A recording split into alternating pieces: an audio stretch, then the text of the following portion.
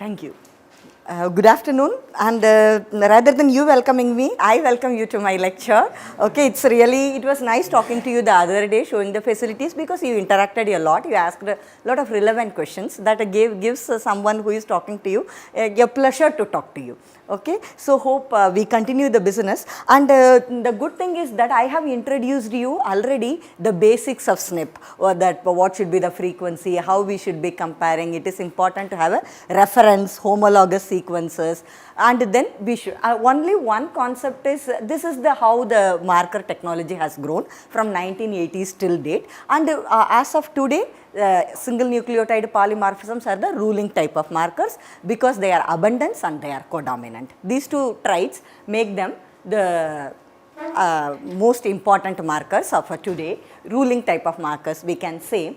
And intuitively, whenever anybody says SNPs, you understand them intuitively, because all of us know DNA is the genetic material, and once we align the genomes or reference genes or anything, transcriptomes of two persons, gene by gene or chromosome by chromosome, we are going to identify the SNPs between two individuals. Now you can extend the concept to n number of individuals present in your mapping population or in your association panel. Okay. So mostly these two are the materials we use, and then what is important, that is homologous reference sequence is something important. So what we are defining, which is the position we are talking about, is something very important, and then the percentage, like it should be at least 5% in of allele frequency should be there in small projects and 1% in case of big projects. By project I mean sample size. Okay. So the otherwise it could be a spurious allele, it is just a because mostly we end up sampling mitotic tissues like leaf for taking out the DNA. So it could be just a spontaneous mutation happened from at one of the steps from zygote to that leaf tissue. So that is just a spurious one. So we don't want such a spurious SNPs to be called SNPs. So they have to be what? Really SNPs. So for that they have to qualify this allele frequency rule. So this is very important. Then another thing is that this is very abundant. Okay, they are too abundant in number, so that to handle them meaningfully, we have associated them as haplotypes. So all of you being mostly PhD students and have undergone genetics at one or the other point of your life, and also BSc agriculture graduates, all of you know plant species are either self-pollinated or cross-pollinated or often cross-pollinated. So in this often cross-pollinated, okay, is in between cross and self-pollinated. So right now let's forget that. If we think about self-pollinated crop, what happens? Fast selfing happens. So homozygosity is reached fast. So because of that, there is no enough time to create a lot of crossing overs to create new SNPs. So because of that, the entire genome are a large stretches of DNA, something like 400 kb, 500 kb is inherited as a single piece without any much meiosis. But in case of cross-pollinated crops, it's not like that. There is all the time, one is that there are agents that promote cross-pollination, and there is a plant mechanisms as such promote cross-pollination. So when these two combine, you see a lot of cross-pollination happening in a cross-pollinated crop. So because of this, what happens? You see a lot of meiosis happening. That means there also meiosis happens, here also meiosis happens. Here the meiosis is meaningful. So because of that, you see very small pieces like 5 kb, 10 kb, 3 kb, 20 kb inherited as a single set. So this is, so haplotype is nothing but a set of co-inherited SNPs or set of co-inherited markers. But when we ran the other type of markers, traditional markers, this point did not come up, because as such you were, after finding the polymorphic markers, the markers themselves were quite far apart. They were 1 centimorgan, 2 centimorgan, 5 centimorgan far apart. So which translated to 500 kb, 1 mb, 300 kb like that. So we never bothered about haplotype concept when we studied other markers. But the moment we came to some abundant system, now we need to bother about little more concepts, like their frequency we bothered about, and now we bother about their how are they co-inherited, because almost after every few kbs we are finding a SNP, or within 1 kb itself we are finding 3 SNPs. Many times when we have a candidate gene and sequence it up across our association panel, within just a 2 kb gene we see n number of SNPs. So within a small region we are seeing large number of SNPs. So because of that, instead of just saying like A as a different SNP, C as a different SNP, this indel as a different SNP, we are calling it as a haplotype, AC dash haplotype, GTA haplotype, this is again AC dash haplotype, AC A haplotype this is, then again a GTA haplotype like this one, these two are similar, this is also a GTA haplotype. So this is how we reduce the information and still make a meaningful information. Okay, so this is all you have already seen. So now let's come to our real topic of today, high throughput SNP genotyping methods. Basically we can club them into separate them into, categorize them into two types. One is that the hybridization based and another is sequencing based. Invariably the sequencing based methods involve two things together. Here we can do the SNP discovery and the SNP genotyping simultaneously, because see, when you did SSR markers, generally none of you did any SSR identification. Okay, all of you did was that in your species you went to literature and saw what are all the microsatellite markers available. You just ordered the primers or they were already ordered and kept in your lab and you simply used them. You didn't do any discovery. Okay, for any species they were already discovered and they were there. But so we never generally no geneticist or no breeder bothers about marker development. Okay, that is generally a job of a molecular biologist. Some basic study geneticists, that's a job of. So this, but when SNPs came, interesting things started happening. Like because of sequencing technology, we discovered the SNPs, that is developed the markers and genotyped them simultaneously. But there are also other type in which we have used the known SNPs and you use them in chip based, microarray based chip, and then we do the genotyping. This is also very important. We should never undermine the importance of this. That is because in a species where already a lot of work has been done, let us say maize or soybean or potato for that matter even. So which are all the crops whose genome sequence is done? Rice, human beings and mice, Drosophila, all those things, zebrafish, all those model plants also. Like the large number of whole genome sequences already available and a large resequencing data is also available. So because of that it is possible to identify the SNPs. And also in crops like barley and maize and all, what people have done is that they have even, you might have heard, since all of you have genetics and breeding background, all of you know the concept of core sets. What are all the core sets in germplasm collections? So this core sets means what? They try to accommodate all the variability in the material. Okay, sometimes the core sets are developed for a species as such, sometimes we also develop a trait based core sets. Okay, so both are possible. So in these core sets, people have identified which could be the founder species, which are all the major varieties, which are all the, if it is a hybrid species, which are all the regular CMS donors, which are all the regular restorers, and these kinds of important material people have resequenced and then used them to develop,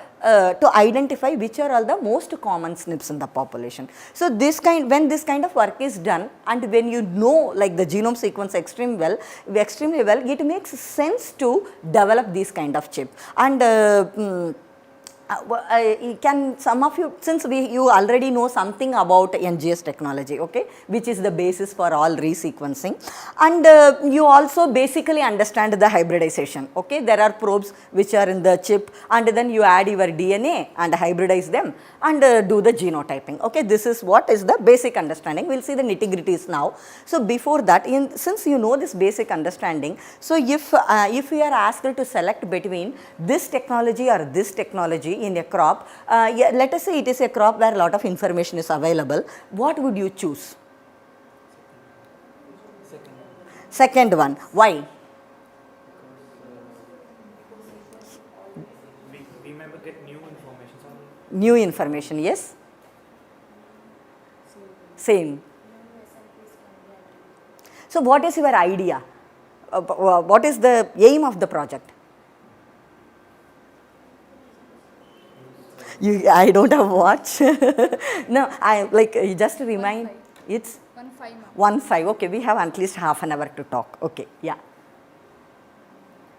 What is the aim of the project you do? to identify genes, QTLs responsible for the trait. And do you expect to identify the causal gene at a single go? If you, let us say you are using a resequencing data, okay, or a GBS data, and then do you think you will be identifying the gene in a single go? No, no. Then why do you need new SNPs? Then you can simply use the available SNPs. So this is, I was just joking, but before that, the real point is that with the difference between the genotyping methods and the sequencing based genotyping methods and the chip based genotyping methods, there is a difference. For example, let us say you are using a 5,000 or 50,000, let us say 50,000 K chip. Okay, there are 50,000 probes, different loci you are going to genotype. Okay, so and let us say now you are using a association mapping panel. So what would happen? Maybe 20,000, 30,000 SNPs may be polymorphic, or the other student using the same chip, but he or she is doing biparental population based mapping. So maybe 5,000 to 10,000 markers may be polymorphic depending on the species. Okay, so now the beauty of the left hand side system is that the researcher is going to get the information, similar information, means if there are 5,000 polymorphic loci, almost all 5,000 polymorphic loci information similarly across all genotypes. Okay, but if you are doing a GBS, of course you will be, it's a restriction enzyme based, but you will not be covering all the sites. Okay, because when you made the library, it was a random process. Okay, so because of that, there is no guarantee the SNPs you genotyped in sample 1 was also genotyped in sample 2 until sample n. So this is one of the small drawbacks in sequencing based methods. Okay, invariably all my students give the same answer. There is nothing wrong in it, unless and otherwise that's what like intuitively that's what we would feel, but the real wisdom is little different. Okay, but it all depends on what is the budget, what is the kind of chip, is it already available in your species, and what would be the cost. But the chip cost has not come down the way sequencing cost has come down.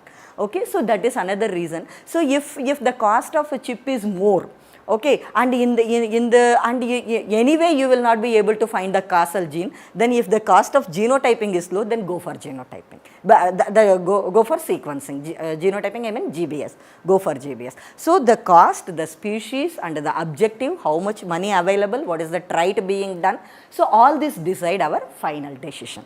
Okay, but this misconception many times students may have, so just to clarify that. So in case of genotyping, most of the chip based genotyping methods are either PCR based or microarray based. In PCR based CASP assay, which we will be talking about in detail, microarray based Infinium and Affymetrix, I have discussed this with you, but still I will show you the slides. And in the sequencing based, there is a resequencing, which all of the whatever NGS people talk to you is nothing but resequencing. This reduced representation sequencing, in which we can club genotyping by sequencing and RAD, which I will be talking about, and then targeted sequencing. I don't think there will be much time to cover targeted sequencing, but anyway, when I showed you ion torrent, we have talked about that also. So now come to the different, we can understand some chemistries. The most popular one of the assay for low throughput and even medium throughput is the CASP assay. CASP stands for competitive allele specific PCR. In case of competitive, we don't write C, we write K. That's all. So competitive allele specific PCR. So in case of what do we do in competitive allele specific PCR is that, like any other PCR, like a microsatellite marker or anything, it is going to genotype only one loci at a time, only one locus at a time. Okay, so that's why we call it a single plex assay or a uniplex assay. Okay, and then what are all the major components of it? So we will move to the this one, the CASP. So template DNA, something you know, but these are all the two important things, assay mix and the master mix. Here I have explained what are all the things, but instead of spending time here, let us try to go to the diagram and understand what is happening. Okay, so I talked about the assay mix. Okay, assay mix and master mix, right? So what is assay mix? Invariably, most of the SNP genotyping protocols first have to define which locus they are handling. So for that you have a forward and reverse primer, okay, and then you have to define which SNP within that locus you are genotyping. So there is a locus specific primer and there is a allele specific primer, and in many assays what we do is that in a Tachman kind of a assay you have two sets of things. One is for locus, two forward primer, reverse primer, and two probes. For one allele, another allele. But in case of CASP, it is not like that. The reverse, most of even Golden Gate and many medium throughput PCR based things, we have always three primers. Okay, one primer is for the locus, that is the reverse primer, and there are a pair of primers for the SNP, that is the allele specific. Okay, so now look at here. This is the reverse primer which is common for the locus, okay. But in case of allele, since there are always, SNPs are always genotyped as biallelic, which we talked the other day also. So there are two alleles, one C allele and one A allele. Actually there is a G allele or T allele, so we are making the complementary ones, okay, C and A, one and the same only. So this is this portion, this grey or blackish grey portion, this is identical in these two, but the end is different. One is C, one is A, okay, and the 5, this is in the 3 prime. In the 5 prime also there is this is the tail, this is the 5 prime tail, and in allele 1, and this is a 5 prime tail in the allele 2, okay. So this is what makes them, and let us say your real project is to define 1000 SNPs, okay. In all the projects these tails are always the same, okay. With one allele you attach one tail and note down which allele ke sath kya ja raha hai, and similarly with the other allele you attach the other tail. So this portion you like any other project, you make a forward primer and a reverse primer. The reverse primer is specific to a locus, and the allele, this is just not specific to a locus, this is also specific to the SNP which you are genotyping. Okay, so this portion is little before in the 5 prime end, okay, and this is exactly matching with the SNP, and there is a tail added. This tail has nothing to do with your genome sequence information. This is a completely random something, okay. So this tail is there, and this is the assay mix. Now there is a master mix. All of you understand what a master mix means. There will be buffer, there will be DNTPs, and there will be what to say MgCl2, Taq polymerase, and all those stuff, okay. So that is your buffer. Now this is look at this. This is called, the name of this is FRET cassette. FRET stands for वो पिछले वाला slide में है, don't worry, FRET, fluorescence resonance energy transfer, okay, fluorescence resonance energy transfer. Here what we do is that, like all of you understand basic physics, 8th standard value physics, we all know that energy and wavelength are inversely proportional, okay, and light has this color with it depending on the wavelength, and there are some molecules which when they come from one state to from ground state to go to the excited state, they release some energy, and so there will be a shift in their wavelength which we are going to capture, okay. That's all. So this is the fluorescence. So these molecules are called fluorophores because they emit fluorescence, okay. So we are going to attach with this tail some fluorophore, okay. With one tail we are attaching FAM dye, with another tail we are attaching hex dye, two different fluorophores. The color is going to be different. If hex emits, it will emit a green color. When FAM emits, like kind of orange color, okay, it will emit.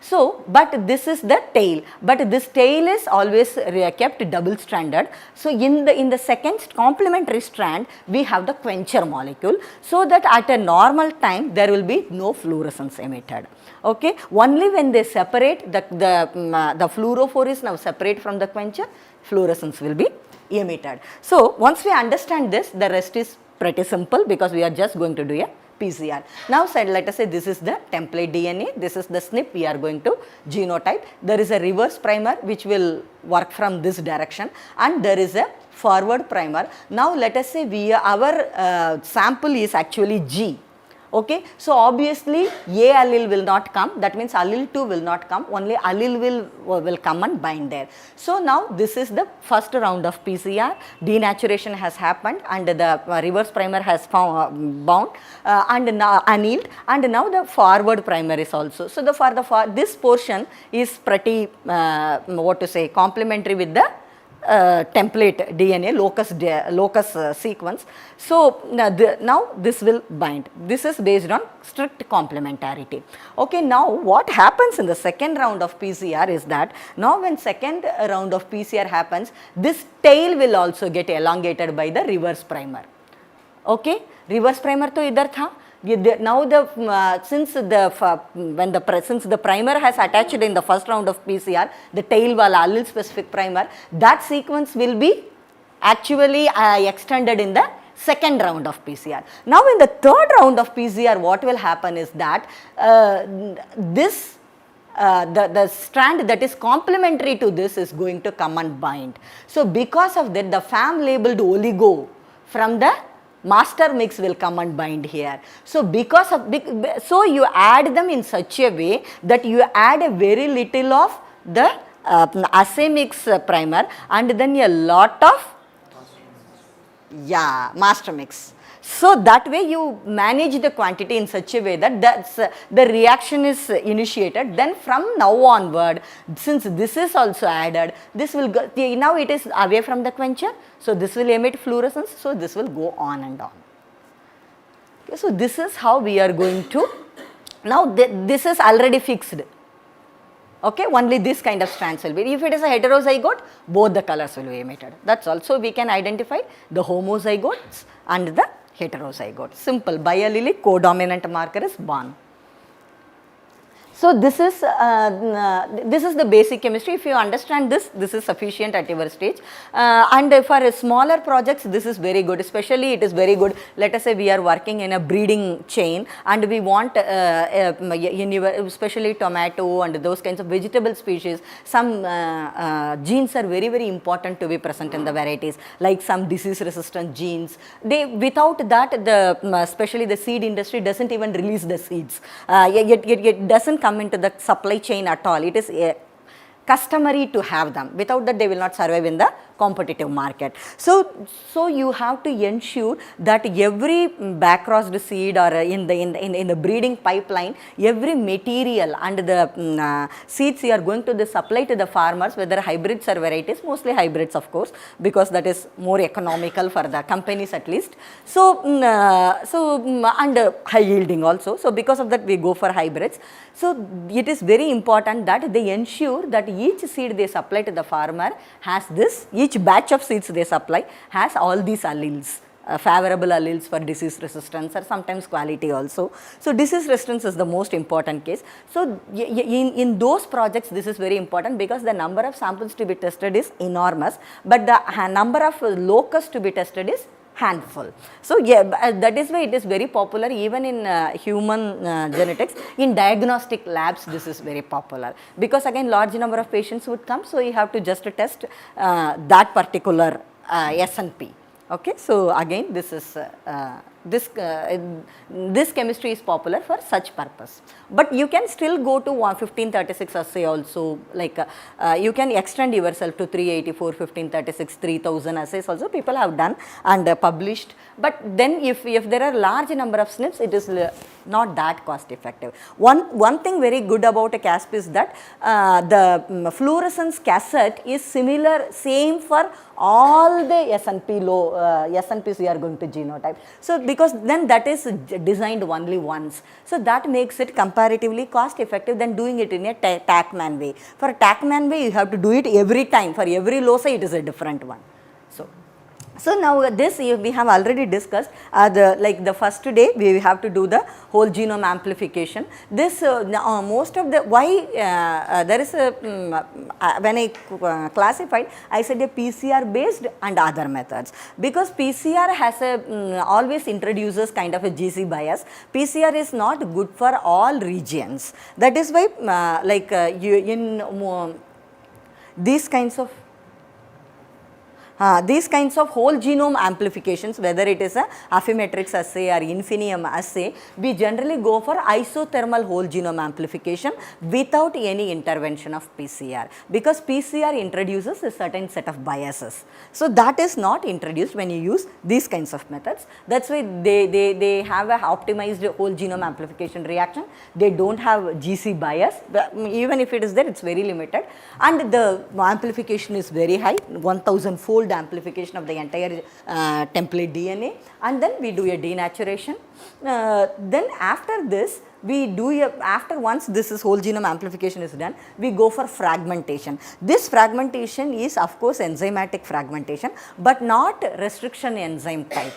Okay, this is like after every 600 base pair you chop off the DNA, something like that. Okay, it is not a recognition sequence specific digestion of DNA. Okay, so you have a random digestion of DNA of approximately 600 base pair.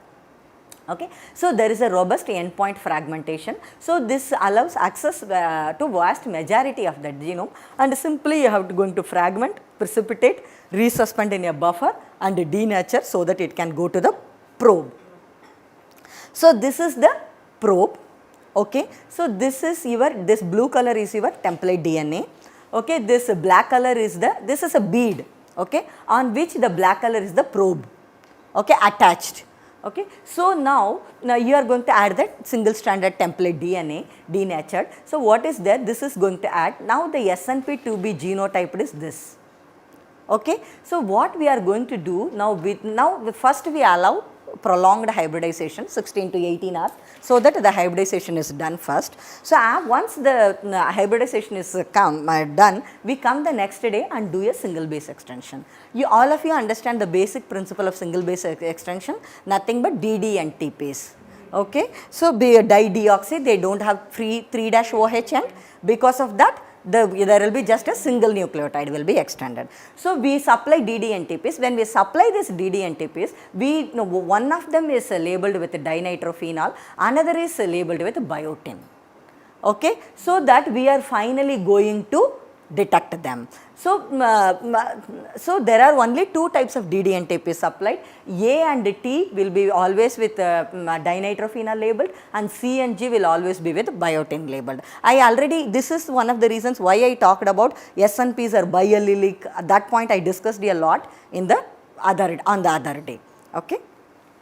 Okay, so we have supplied this. Now depending upon the template, whatever is nucleotide is there, it will get extended. And after this, we are going to see, now imagine how small it was, hardly few millimeter by few millimeter squares, in which thousands of probes are placed. Okay. So while you are scanning them and while you are calling the SNPs, there should not be any mistake, because they are so close by. That is why it is important to amplify the signals. Okay. So whatever is there, we are going to add specific antibodies and we are going to amplify the signals. While amplifying the signals, we may do for example, we use a streptavidin green, anti-DNP red, and anti-streptavidin biotin, anti-ABDNP, like so like this. The idea is that we go on amplifying the signal in such a way that when you are scanning it using your laser and capturing the image, it is coming very specifically with a specificity,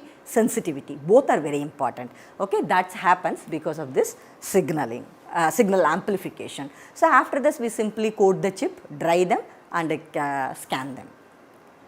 So this is, I think this is not needed for you right now. Generally what we do is that as I told you, for us the data comes as ATGC. Okay. So we don't have any problem. The way you call for other markers, it will come, and also it comes with its locus ID and then the ATGC and with the sample number. So because of that, you get like any other marker data, you get the marker data in Excel sheet at a single go. So, so then you have to do whatever analysis we are going to do, whether it is structure, mapping or whatever. Okay.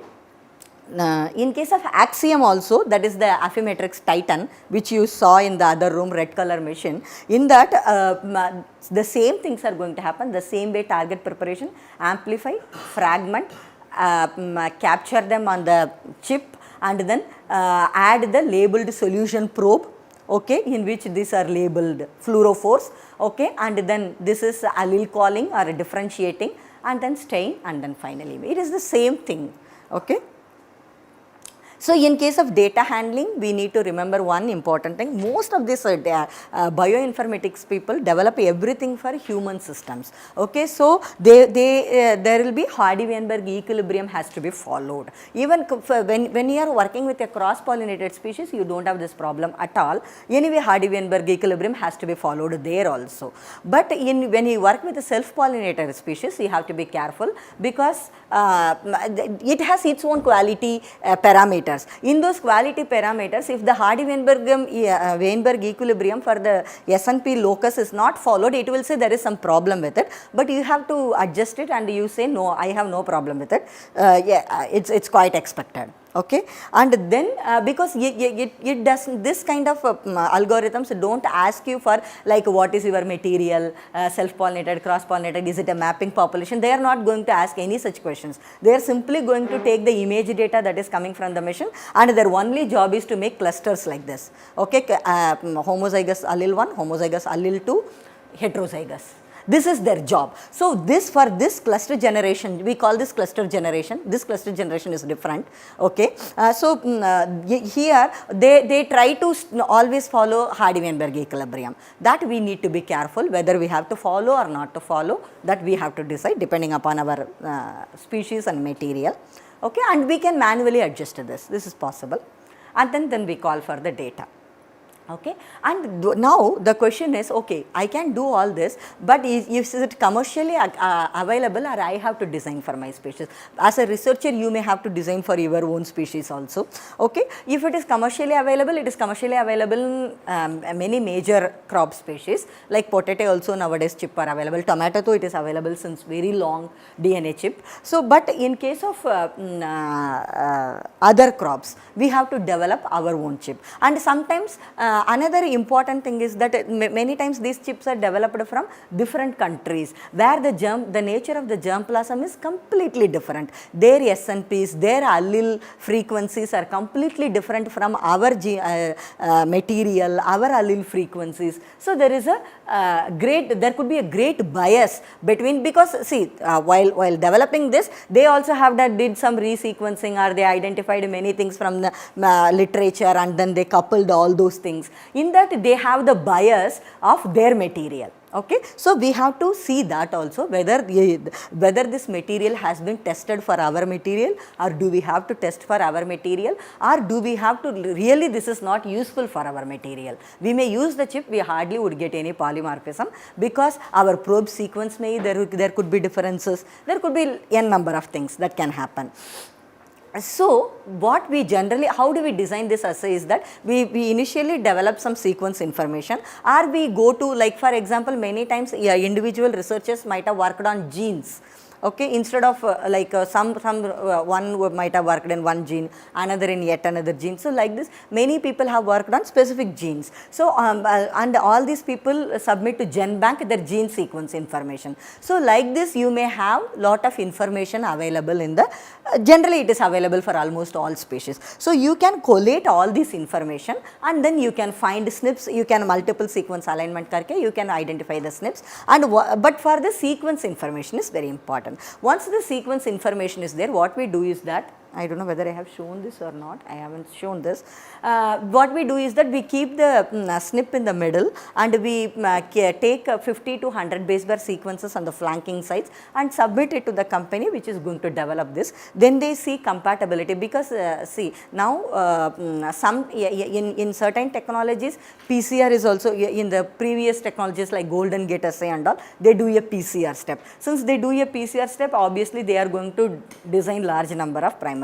And another thing is that anyway in chip technology you are designing probes. Now, if the probes are going to be similar sequences across loci, you are going to get into a problem. So, these probes have to be really distinct. So that for that information to develop distinct probes, it is important to like give a large all the locus information which you want to design to the company, and they will test whether they have that parameters to check whether they can be accommodated in a single reaction or not. So such SNPs they will select and will make the chip and will deliver us. Okay. Only important point we need to do is if the overlapping flanking region cannot be genotyped. So this is the important thing we need to understand. The assay design tool will take care of the rest. Now let us move on to, I have arranged them in such a way that even if time is not there, I can skip something. Okay. So the GBS is because RAD is though chronologically first, I have moved RAD to later because if time is not there, I will at least talk about GBS. GBS when it comes to it, basic idea is that like we have to now do the complex reduction. Genome is very complex, we have to reduce this complexity. So we reduce this complexity by restriction digestion so that we sample a set of genome instead of the entire genome. So now when GBS was developed, all these 3 enzymes were tested, okay, but they found in the first their study itself APEK1 is the best enzyme across many species. So that's why GBS means nowadays all of us use only APEK1 restriction enzyme, for which the restriction site is this. Okay. And the other day Dr. Shwati talked to you about Illumina PCR, there is a bridge PCR, there are going to be bridge PCR primers in the lawns of the flow cell and all those things she talked about. Okay. So there is some sequence oligonucleotide present in the flow cell. Okay. So now we have to take care that the adapter we are going to develop, the restriction enzyme means what? You have first taken the template DNA and restriction digested it. Once you have restriction digested it, it is going to have overhangs. Okay, this is a sticky, so you are going to have overhangs. Now you have to design, she told also adapters, ligate karna adapt, this is the first step she always told you about. So now when you, these adapters are now does 2 jobs. One job is that it has to have this overhang ke liye bhi specificity, like it has to go and anneal there, and then also complementary to the prime oligonucleotide present in the flow cell. So that is what they have done. So this is a sticky end, okay, this is there, and then after that there is a barcode in the, there are 2 adapters we have, because obviously there are 2 strands DNA, so you need 2 adapters, this side also, that side also. So yeah, one is a barcode adapter and another adapter we call a common adapter. In barcode adapter we have a sticky end design, after that we have a barcode. Barcode is to differentiate the sample 1 from sample 2 and so on. And then we have a P1 adapter, P1 sequence, which is nothing but Illumina sequence primer 1 information, complementary to that. And in case of the common adapter, we simply have a sticky end followed by Illumina sequence primer to complementarity. So this is pretty simple. So once this is done, okay. So what you are going to do, you are always in these kinds of projects, whether it is a CASP assay or GBS assay, the quantity of initial template DNA you are going to handle is very, very small. Okay. So because of that, there is we always use a dry down method. That means after adding everything, we always dry down this. Okay. Very small quantity we add. Then only we ensure that everything is mixed and every sample because we are going to for 96 samples there is going to be a single library in case of GBS. So all have to be represented properly.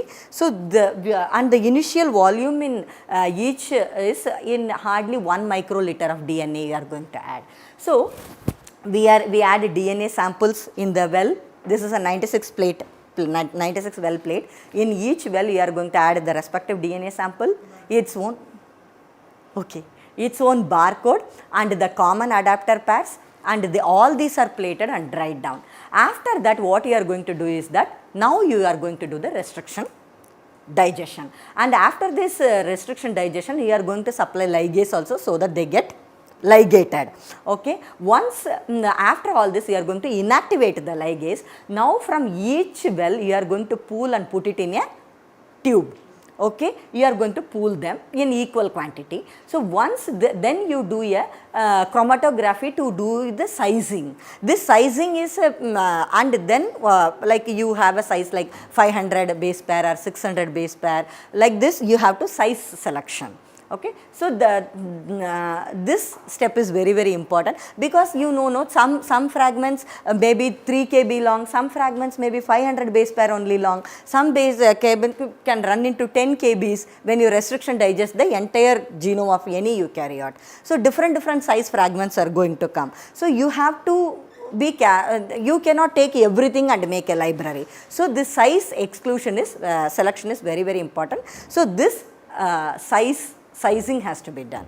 Okay, after this sizing is done, we are going to simply pool them and clean up PCR product, and once then we are going to evaluate whether similar sizes are coming, and after that we are going to take this and put it in the Illumina sequencer.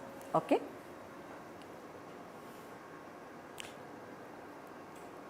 And another why this, when you do this evaluation, this is nothing but a kind of gel electrophoresis, but we do in a DNA analyzer called a Bio-Rat.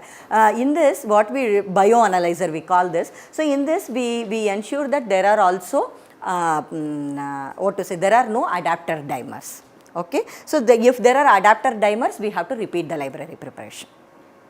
Okay, so this is the same thing written here, but instead of spending time with this, just this point is important. Generally, we select a 170 to 350 base pair size of the fragments, and also if any library has more than 0.5% of adapter dimers, we discard the library. Okay, this is the only quality parameters we need to know.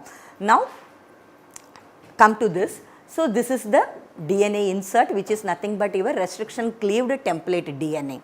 Okay, with this this portion is nothing but your overhang APA. So now the adapter is coming. This is the barcode adapter, this sequence, and after the red color is the your template DNA. Okay, the other colors are your adapters. Okay, so this is the overhang portion, filling adapter, and then you have the barcode 4 to 6 nucleotide long, and then you are going to have the Illumina wala complementary. Similarly, common adapter means only overhang complementarity, and then the PCR2 complementarity. So now this will go and bind to the flow cell.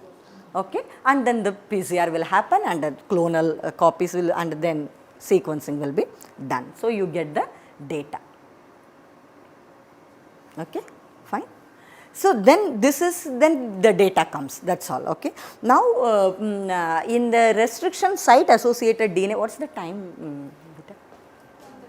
1:35. So we will skip this. In this, what they are going to do is that the same restriction digestion, initially they did it with a chip technology. So in this, what they are trying to do is that they first try to identify two parents and identify the polymorphism, and for this there will be some common polymorph like restriction digested in both parent 1 and parent 2, but restriction then there will be some uniquely restriction digested in only one parent. We do a subtraction technique to remove the common ones and retain the polymorphic, that is the unique restriction sites, and then we are going to type them on type all this information in this is the S1 library, that is clone libraries from enriched samples, and once we are going to that after subtractive hybridization, only those which are unique to one sample, that we are going to print on a microarray, and now we will do a finally now again whatever sample you want to genotype. Okay, let us say now the entire population. Okay, you do it with like one color, and one sample with one color, another sample with another color, and competitively hybridize them. Okay, if only S1 में वो polymorphism है, it will go and bind there. If it is S2 में polymorphism है, it will go and bind there. If it is a heterozygote, it will go and bind in both.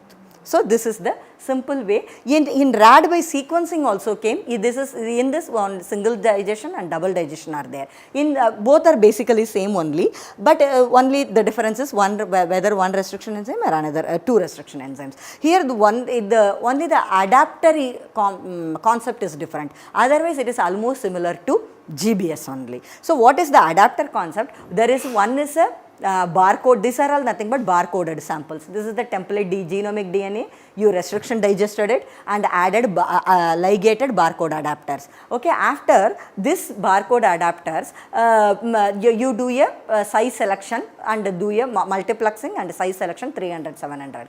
Now after size selection, you will add the second adapter.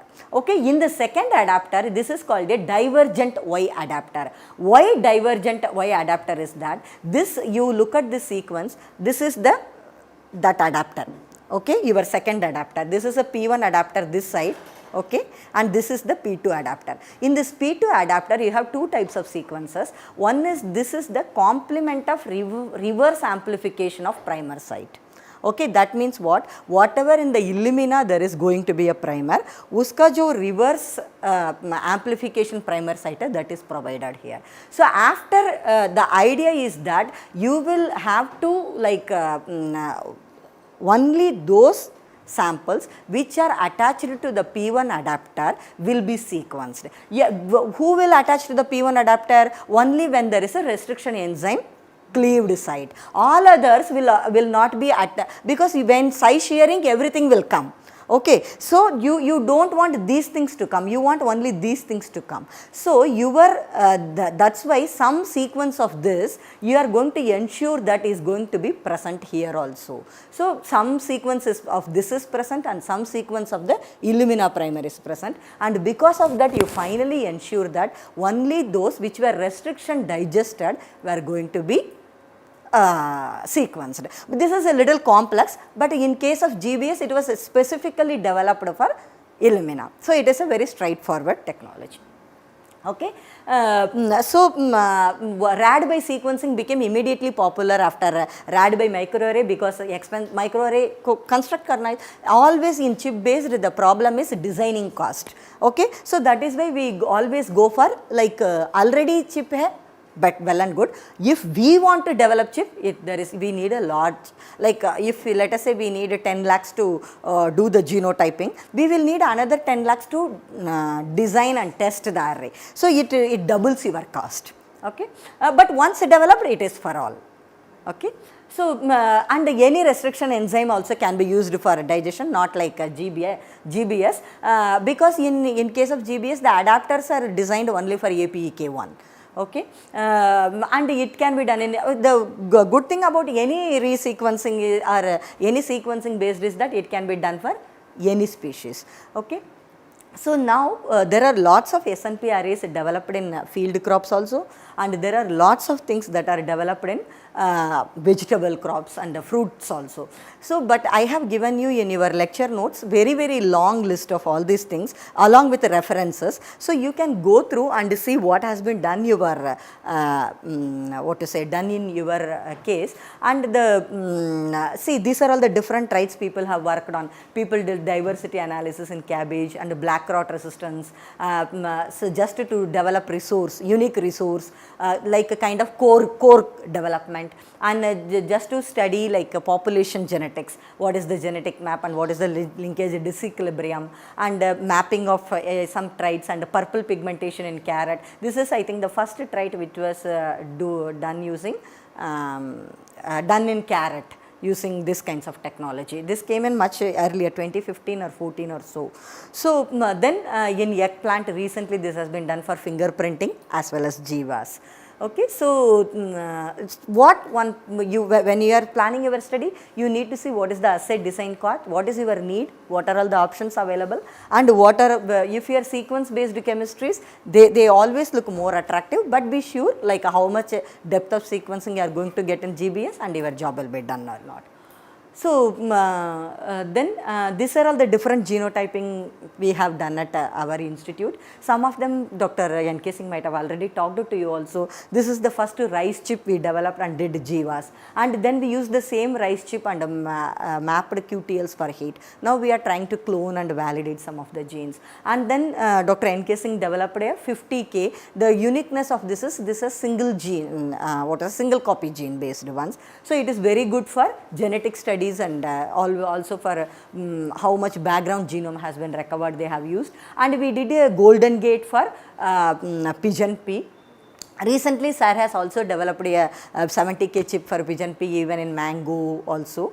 And then I told you about the TACMAN assay. This is the difference. Okay, there is a forward and reverse primer for the locus, and there is a probe, 2 separate probes for each allele. So obviously the cost will be even more. So instead of 3 oligonucleotides, now you want 4 oligonucleotides, and this is now very specific to your SNP or genotyping. So every time you have to add 4 which are specific to your genotyping needs. Because see, this sequence is not common, no? This sequence is also from the template only. So this also has to be complementary here. So this is that is why TACMAN assay is very expensive. So here also we do the same thing. There is a DNA template and it is going to be as a denatured, and after that forward and reverse primer will come, and while that is happening, this probe is going to get attached here depending upon the complementarity. If it is homozygous one type, only one probe, another type only one probe. If it is heterozygous, both the probes you will see. But generally this is this is the fluorophore and this is the quencher, and this is called a minor groove binder. Okay, there are minor grooves in DNA, it is going to bind there.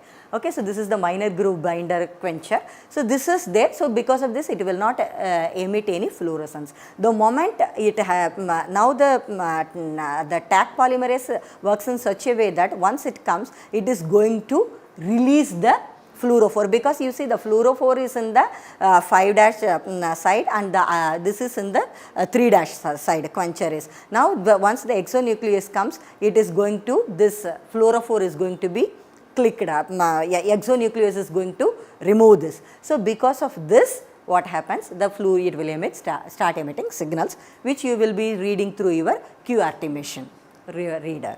So this is how it happens. So I think I complete my lecture here, and if you have any doubts, you can ask me. And all this has been made possible without thanking these people. This lecture doesn't end properly, especially Dr. N.K. Singh and Dr. Mahapatra, who had been instrumental in bringing all these facilities, training all of us in all these things, and the innumerable RAs, SRFs and the students who have really worked very hard. Without this force, nothing can be done. So then all the funding agencies and our director, everyone, and most importantly the organizers for giving me 2 opportunities to interact with you. Thanks a lot, and thanks for your patience, listening and enthusiasm. Yeah, thank you. Thank you.